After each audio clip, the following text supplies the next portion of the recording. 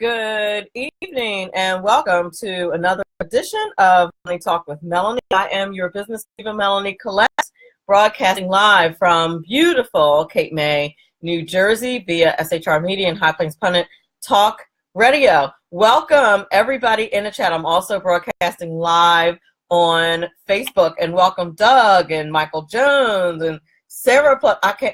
Forgive me for not being able to pronounce that. My cousin, Karen Bolton, is here. Hello and welcome. John Jones and Robert. Hi. Welcome, everybody. Hi, Tamara. How are you? If you are on the East Coast, you are experiencing, like myself, I'm here in New Jersey, experiencing the bomb cyclone. I should say a bomb cyclone, because the cyclone is seriously not the bomb. Just saying. Now I know my millennials are gonna be like, no, she didn't just say that. I'm gonna hear about that. Hi Jerry. Hi Todd. Hi David. So and of course, those of you who are listening on SHR Media and High Plains Pundit Talk Radio know that the people that I'm saying hi to are people who are in the live stream here on Facebook. I'm excited today because I rarely get this opportunity, and I believe that this is the first time I've had anyone talk about the fashion industry, but I so rarely have females on, and I'm on a little bit of a roll this week. So I'm very excited to have Kesha Denise, who's the owner of Flair Boutique, and she also is the host of Konvos with Kesha, and that's spelled, Konvos is spelled with Konvos. I love that, super cute. And we're going to talk to her today about girl power, fashion, and all things business and entrepreneurial. So we've been doing some heavy lifting here lately, and I think, I don't know, whenever I think fashion, I don't think like super heavy economic stuff, although it's serious. And maybe it's just because it's a little easier to talk about fashion, although what I'm wearing today is not really a display of that because it's cold. I have a sweater on. There's no sense of fashion in what I'm wearing today. I'm legitimately have a buttoned up hoodie sweater. You can't even see that it's a hoodie, but it's a hoodie. That's how the business diva's getting down today, because it's cold. And because my day job is as a public school teacher, and of course we had a snow day, which was a beautiful thing. Snow days are always beautiful, I'm just saying. And Dee Dee and Henry, hi. Randy, hello. Glenn, hi. And yes, the stock market broke 25,000 today. Thank you, Doug, for mentioning that in the chat. It did. And it wasn't on the news today. If you watch the press conference, the White House press conference today, nothing about the stock market breaking 25,000, because I guess that's not a big deal, but wait, it kind of is. I can't listen. God bless Sarah Sanders. And you know who God bless, honestly, though? Her husband. For real. Because the way she gets treated each and every day at the presser by the press, I know her husband wants to hurt somebody for real. I mean, if he's a man worth his salt, I'm sure he respects her in the position that she has and all that kind of stuff. But he's probably ready to punch somebody every time one of those reporters come at her sideways. At least that's what I'm thinking. Because they're not nice to her. They're just not. I'm just saying. They're just really not. But she handles her business. But nobody asked about. Everybody asked about the Steve Bannon book, and nobody asked about the fact that the stock market broke 25,000. Kind of a big deal when the stock market breaks records. It just is. But I'm not going to complain. It is what it is. It's what we have to deal with. So, anywho, in the news today, I think I mentioned this, that we had a bomb cyclone hit here on the East Coast. We were told here in lovely South Jersey, our lovely beach community, that we were going to get 5 to 7 inches of snow. We did not get 5 to 7 inches of snow. We actually got 10 inches of snow. The business diva is not pleased. I'm just 10 inches for real. And it's cold. Michael Testa, hello. Nice for you to join us. Chuck, Ronald, hi. Ivar Levon, hello. And Ray Shepard, hello. So, yeah, we got 10 inches and we're at the shore. Less than delighted. But that happened today. You do need to know this. There's a new smartphone virus out. Awesome. That's great. I shouldn't say virus. It's more like security vulnerabilities, but it might as well be viruses and malware. One's called Meltdown. The other one is called Spectre. It's in Intel. All you Apple naysayers, just saying. It ain't happening to us Mac users. No, but it allows hackers to steal your sensitive information, including your passwords. Now, Google and Amazon have already been sending patches out, which is fine. And so far, it doesn't seem like they've been exploited. But, a lot of times they're sending up, test balloons to see what they can do before they grab your information. And just because there's no sign right now doesn't mean there won't be. And Doug in the chat just mentioned the TIAA. And I used to be TIAA crap. I still call it that because I have one of those accounts. Gained over 31% since Trump hit office. Woo woo! And actually, I invest in TIAA for my job as an adjunct professor. They use that.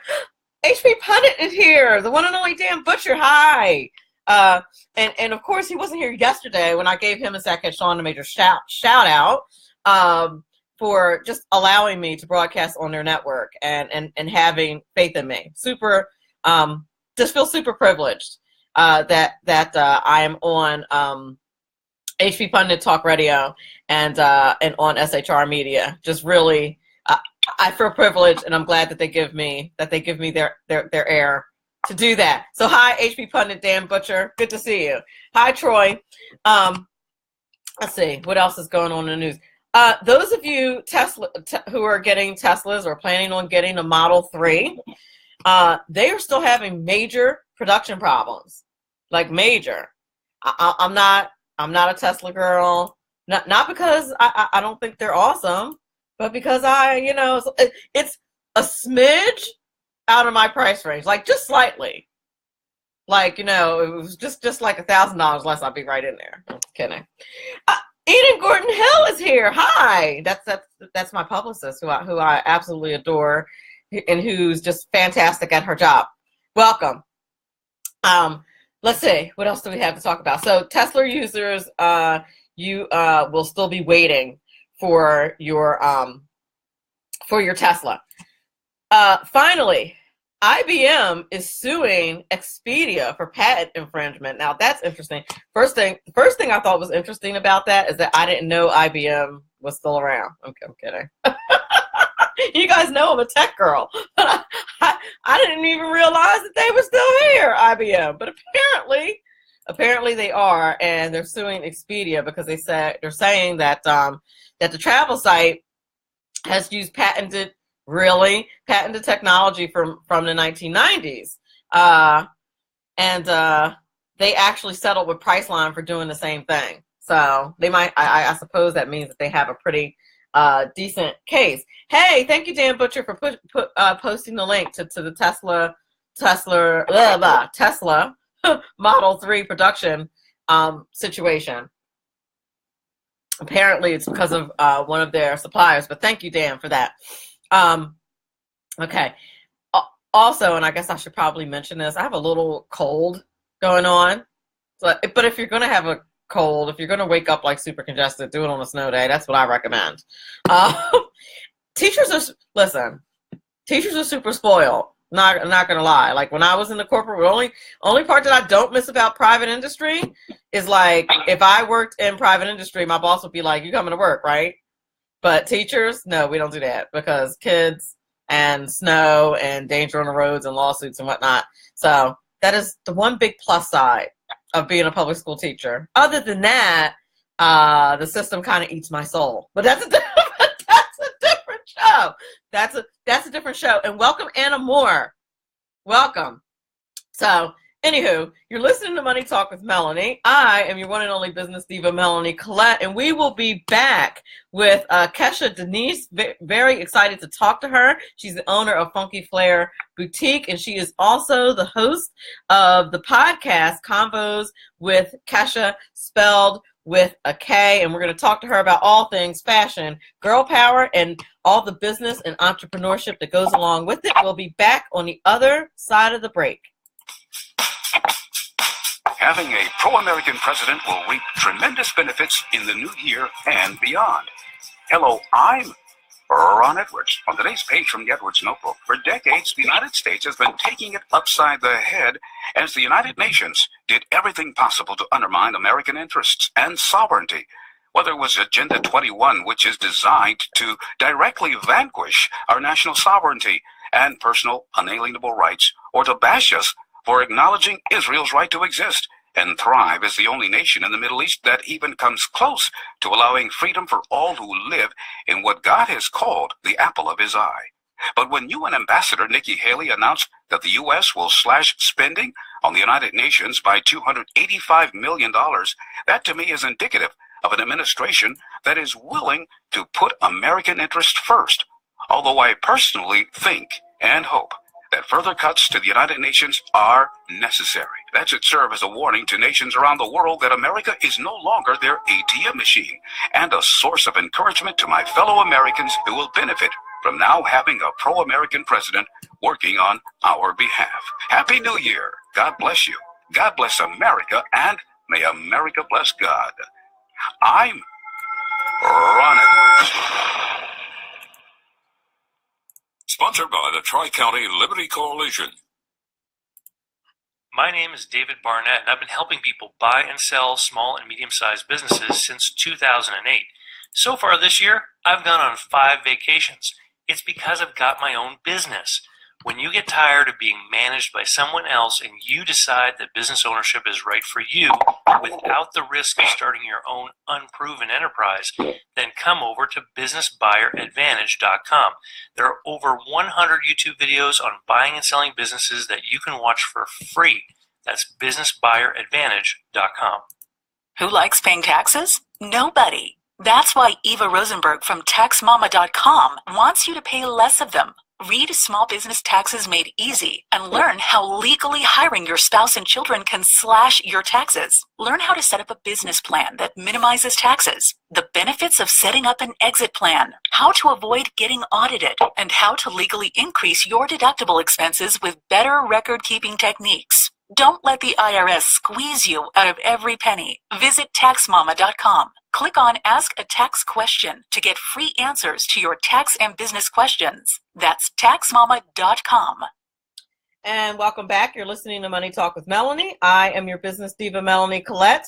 And I want to make sure that I mention to you guys that the Ron Edwards Experience, who you heard during the break, you heard his Ron Edwards Notebook. He's a fantastic guy. And just a fantastic host in his own right. His show is right here on SHR Media, Monday through Friday at 4 Eastern Standard Time and 1 o'clock Pacific Time. And you can also hear the Money Talk Minute from my show, from Money Talk with Melanie, on Ron Edwards' show. And I want to absolutely thank him for doing that. And he's a total rock star. Although he and I do not always agree on all things, DJ T, I absolutely adore that man. So he's just such a really good guy and a really good radio host in his own right. He is total awesome sauce. Dana London, welcome. Donald, hi. Mark, hello. And anybody else that I missed in the chat roll as it was rolling along while we were working here, hello. If you are not following my Facebook page, I am working on separating the Business Diva and Melanie Teresa. That's why I changed my name. Some of you have been following me for a while probably noticed that I changed from Melanie Collette to Melanie Teresa. Please go like the page, Money Talk with Melanie. And I post most of my information from the show on my page. And I just, the two entities, the two very powerful personalities that are the Business Diva and Melanie, it's just not strong. We're just too much for one page. So we we needed to separate because Melanie Teresa can be a bit of a loudmouth at times, and nobody wants the business diva to get hurt by that. So please like the page Money Talk with Melanie. Welcome Deontay Johnson, president of the Black Conservative Federation. Good to see you in the chat. Now, without further ado, let's talk a little bit about my guest, Kesha Denise. Very excited to have her on the show today. She's the owner of Funky Flair Boutique, which is a brick and mortar women's retail fashion store. It's been in Atlanta, Georgia for 5 years, and she's also the founder of Konvos with Kesha, a podcast. So I'm excited about that. She started for an inspiration to female entrepreneurs is why she started her podcast, and especially to potential boutique owners of an actual brick and mortar store. The podcast embodies everything that is girl power, fashion, and business, and entrepreneurial. And the platform is raw and uncut for entrepreneurs to ask any question about running their own business, and of course, celebrating women entrepreneurs. So without further ado, I want to welcome to the show, Kesha Denise. How are you? I am good. How are you? I'm fantastic. Welcome. I'm so happy to have you on the show. I'm so happy to have you on the show. I don't think I've ever talked fashion on Money Talk with Melanie. Okay. So I'm like uber excited about that. and to talk about it from a business entrepreneurial perspective, of course. Before we move any further, is there anything that I left out of your bio that you'd like the audience to know? Well, first and foremost, it's actually Kesha, not Kesha. Oh, I'm so sorry, Kesha. Forgive me. You're fine. It's Kesha. My bio is pretty much, I got started ever since the age of 2 when my mother decided that she wanted to put me in a big poofy dress with lace ankle socks with Mary Jane heels, patent leather, and I've just been enamored with fashion ever since the age of 2. My grandmother was a seamstress, so I've just pretty much always have been around fashion. My mother was a buyer, so it's in my blood. And I just love the whole essence of fashion and the business aspect of it as well. I love it. Kesha, I love that. That's beautiful. My grandmother was a seamstress too, but I didn't get that gene skipped me. Okay. And clearly it did not skip you because you have a brick and mortar boutique, which is different from, of course, a franchise or anything like that. You have to have a really special gift for fashion to have a successful boutique. Yes. I have been officially in business 5 years. It made 5 years this past November. I absolutely love what I do. I always get the question of, why a brick and mortar versus online? I do have an online presence, but it's just something about an actual brick and mortar. You have that camaraderie of your clients. You get to actually transform people. And honestly, I'm also a therapist as well. I'm not trained or licensed, but being in the fashion industry, people come and they, share with you what's going on. They might be coming in here to find a dress or going to a gala or, date night or hanging out with the girls, whatever the case may be. You just become a therapist, and it's just a transformation, and I love everything about it. So you're like a fashion therapist, a fashion counselor. I would say so, yes. and let me tell you, based on some of these social media pics you see, that's an industry that needs to be broader. Yes, I agree. Come on. So hopefully what happens is people come in and they ask you questions about, like, I'm going to this specific event. What do you recommend? That kind of thing. Yes, they're coming in for a specific event. Like, for example, in Atlanta, we just had a new mayor. Well, our mayor, Kasimi, this was his last term, so he has the mayor's ball, which happens every year. And I had clients coming in looking for gowns or nice, elegant dresses for the ball. So that's always exciting because for me, it's trying to ensure that none of my clients have on the same thing and everybody has their own distinct look. So when my clients are coming in, because it is a boutique and it's a specialty kind of situation, environment, they're coming for a look. They want to walk in the room and command that attention. They want to make that statement, and that's what I do. So when they're coming to me, they have a mission, and my goal is to accomplish that mission for them.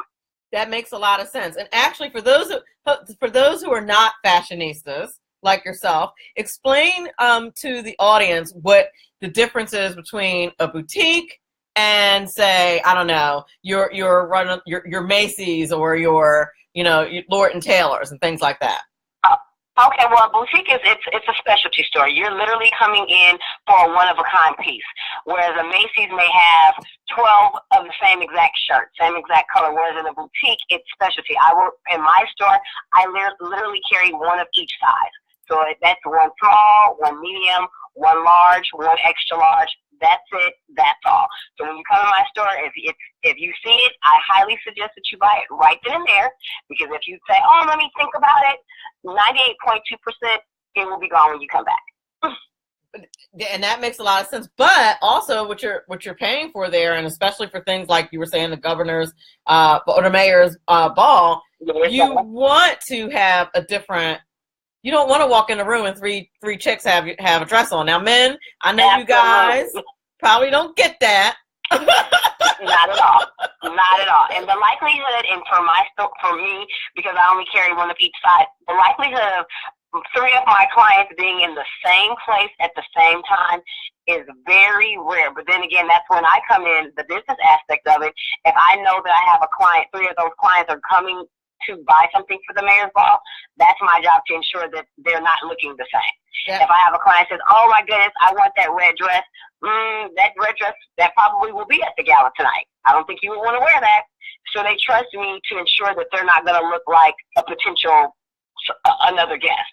There you go. So it's fun for me. It's challenging, but it's fun, because when I get the pictures in my inbox of how they look, they got all glammed up. It just makes me feel warm and fuzzy. So I love that. So let me ask you, from a business and entrepreneurial perspective, like what's one of your inspirations, one of your keys to success, would you say? Because it's difficult. Small business ownership is very difficult, very challenging. So yes, it is. To what do you attribute your success? Passion. Being the fact that the fashion industry is a multi-trillion-dollar global industry, yes, the money motivates most people, but you also have to have the passion and the tenacity to push it forward. Yes, it's money to be made, but when the money is not there, because as you know, as a small business owner, the business fluctuates. Money goes up and down. It's not a steady paycheck. You have to have that passion and that drive, and to be self-motivated to get through those slow times. And I've been able to sustain and get through it 5 years in. That's amazing. And because I think usually that, when most businesses fail within a year, like 50%.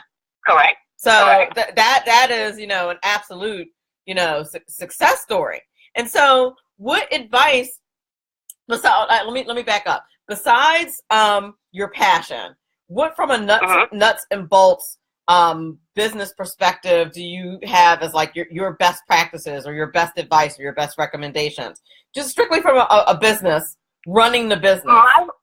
My recommendation for anyone starting a new business, especially that of a brick and mortar, it doesn't have to necessarily be an actual, clothing boutique or things of that nature. You definitely need to have a working capital. My story is very significant because most people, when they open up their businesses, they open up with credit cards or angel investors, or they'll go through the traditional bank and get a loan. My story is I did everything cash. Period, point blank. So at the end of the day, if I choose to close down my store, I can walk away and not owe anybody anything. I have no debt. So for me, that was the gain. But moving forward, for my interns that come in or anybody that asks me, hey, what tips would you give to somebody opening up a new business? Definitely have working capital. So for me, because I did open up with just cash, the money that I had saved, literally after I did the build out and got the permits and the licenses and things of that nature, 3 months later, I had $0. And I still have to keep product in the store. I still have to pay utilities. So I didn't think about that working capital. And working capital is important to do different things, to go to the trade shows, to keep that fresh inventory, to do your marketing. So definitely working capital. I cannot stress that enough. And so you say you saved the money. Is that from your a different job, or you just, because it was your dream, you just always put money aside? Yes, I actually, before I opened up the boutique, I've worked for some amazing companies. I've worked for Coca-Cola. I've worked for Home Depot. So because I knew that I wanted to open up my own business, I literally worked that corporate job until it worked for me. Saved all my money and walked out and said, "Bye, you guys. I'm out of here." And the rest is history. That is amazing. That is absolutely amazing. I just saw like a. Thank you. It is. It's an amazing story. I just saw a light go out, and I thought maybe I had lost my power, but I didn't. Okay, because I looked around. So if you heard me just hiccup a little bit, and that's what that was. Okay, yeah, I did. Because we're in the middle of it. We're still, like, it's still snowing. So yeah, I know. I've seen the pictures from the news. That's crazy. Yeah, it's still snowing. So but I think a bulb just went out. I'm cool. But I was like, oh no, am I about to lose? No, but I'm fine. Okay. No, so that is an incredible story, and I'm so glad that you said that, because one of the reasons that businesses go down is because of getting into overwhelming debt. Money mismanagement. It is one of the things that will take you down quicker than anything. Absolutely. So the fact that you did that is just really incredible and inspiring. I would imagine that took a fair amount of discipline. Yes. So prior to me opening up the boutique, I am that woman that, goes on the girls' trips and takes trips solo. When I decided that I wanted to open up the boutique, it took a lot of discipline and a lot of sacrifice. So if my girls are like, "Hey, it's the annual girls' trip," am I getting ready to spend that extra hundreds of dollars to go on a girls' trip to have a few days of fun, or am I going to take that money and invest it back into my business? Because I am an entrepreneur, and I love what I do, and I want to continue to see the business grow. I think I'm going to have to miss that girls' trip. So do I still go on my girls' trips? I do, but not as often as I did before. So it's a shift. It's a financial shift, and it's also a mindset shift. Am I sad that I'm not on the beach with my girls? I might be a little salty when I see the pictures, but at the end of the day, I'm in the business to make money and to build an empire. So I can take vacations later. So it sounds to me like you're making big girl decisions. Yes, I am. even though I do think that being a grown up is sometimes overrated, but I am making very big girl moves. Yes. That's what it sounds like, and that is surely what you have to do. I'm really glad that you came with that perspective, because there's a thought out there that the first thing you do is go get this huge loan, is go into debt to provide capital for your business. A lot of people do not do it the way you did it, but it absolutely is the best way to do it and the best way to sustain your business. Now, have you ever been tempted to infuse your business with a whole lot of capital by taking advantage of a small business loan or something like that? Not interested. Wow. I fear just debt. And I feel that if my business is not able to generate the money that I need it to do on its own, I don't need a loan. I don't want an investor. I just want to be able to just wake up in the morning and feel like I don't owe anybody anything. And I think that that's just, for me, seeing other, my colleagues have grand openings and grand closings because they went beyond their means. They started borrowing money. They started getting these loans, and they're still living lavish. It's definitely a shift. And for me, when I decide that I want to be done, I want to be able to walk away done feeling like the greatest of all time in the boutique realm, and I don't owe anybody anything. So, no, for me. That's fantastic. Let me ask you about, I heard you mention that you have interns. Yes. And how do you utilize them in your business? Oh, wow, I put them to work. I put an intern to work. The cool thing with it, here in Atlanta, we have several fashion schools. The school that I actually use all my interns with is the Art Institute of Atlanta, and the students are actually able to get credit for working with me. So it's a grade for them. So I'm able to utilize them. They come in depending on what we decide, 2 or 3 days a week. They're with me about 4 to 5 hours, and I utilize them. Everything that I would normally do in here by myself, I'm teaching them. Yes, they're helping me around here, but I'm also giving them, some knowledge in different questions that they may ask. So whether it's me showing them visual merchandising with the mannequins, or me showing showing them how to do retail math, how to actually buy product. It's not based upon which you personally would like, what's going to actually sell, what's your demographic. Them helping me with social media, because interns, they're younger than me and they're a little bit more savvy with the technical social media, so I utilize them for that. Anything that needs to get done in the store, they help me with. So it's a win-win for both parties. They get credit and knowledge, and I also get some help. That is really, I like that. That's good stuff. Yeah. And listen, not for nothing, I'm sure it helps with your overhead. I mean, how could it not? Absolutely. I mean, the thing about it is that I have had interns that I ended up hiring to be a part of the team.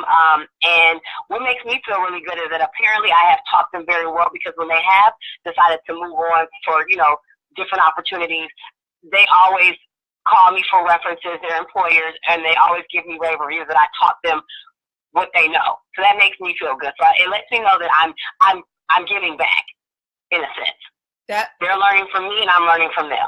So it's a win-win for both parties. Indeed, it certainly is. I love that. I've never, and I will tell you, I've had tons of entrepreneurs on the show, not very female ones, unfortunately. But and I've never heard anyone mention their interns. And being involved in politics, you hear about internships all the time. But but I never heard anyone talk about it in their business. I love interns. Yeah. And I love it. I love interns, and I love a good intern, somebody that just wants to soak up everything that they can from you. And I have had colleagues, well, don't you think that they're going to try to do what you do? I want them to do what I do. I want them to actually do better than what I do, because if they can do what I do and do it better than me, I've done my job. There is the thing about it is, go ahead. I'm sorry. Go ahead. No, go ahead. Yes, if I'm able to teach an intern and they're able to sponge for me and get that knowledge and get that experience, that's awesome. I want everybody that works with me to go on and to be great. I want them to be better than me, because at the end of the day, I will get old one day and I will have to retire my hangers and my stilettos, and I have to pass the torch. So I want everybody that works under me to be trained. I want them to be the very best. So it's an organic situation for me, and I just love what I do. And so, it also speaks to you. It increases your reputation when you think about it. Because people say, well, okay, well, where did you train? Where have you worked? And they say, I worked with Kesha. You know what I mean? I worked with Kesha Denise at Funky Flair Boutique. And when that person's really good, that says a lot about you. So I think so. I like to pat myself on the back. I've had interns. Currently, I have an intern in Miami. She interned with me for about maybe a year and a half. She's in Miami, and she styles. He's a rapper. What's his name? French Montana. She styles him, which I guess that's a good thing for a rapper. And then also I have another intern, Philip. He was helping me in the store with visual merchandising. He's actually in New York working for. Gosh, what's the name of the department store? Is it Barney's? Oh, yeah. Don't quote me, but it's a really big department store, and he's their visual head. So it just, when I hear these things, when I get these reports, it just makes my heart get fatter, because I'm like, yes, I'm training people.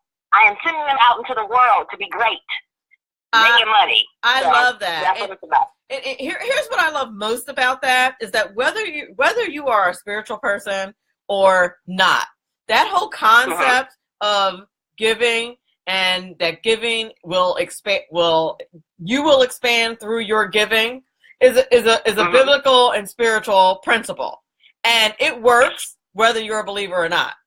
Absolutely. You know what I mean? And that is what I really love when I hear things like that. I've had people on who, I don't know if they're atheists or what their belief system is, who have said the same thing, that they're very successful through through giving, and I've had, right-wing conservative Christians like myself say the same thing. But the thing about it is the principle always works. It's a biblical principle, Right. and it works. It absolutely works. We're up against the break right now. When we come back, I want to talk about Konvos with Kesha and what and what that's all about, and girl power and fashion and all that kind of stuff, and what it is that you talk about on your podcast. Cool beans. You're listening to Money Talk with Melanie. I'm your business diva, Melanie Collette, and we will be back on the other side of the break.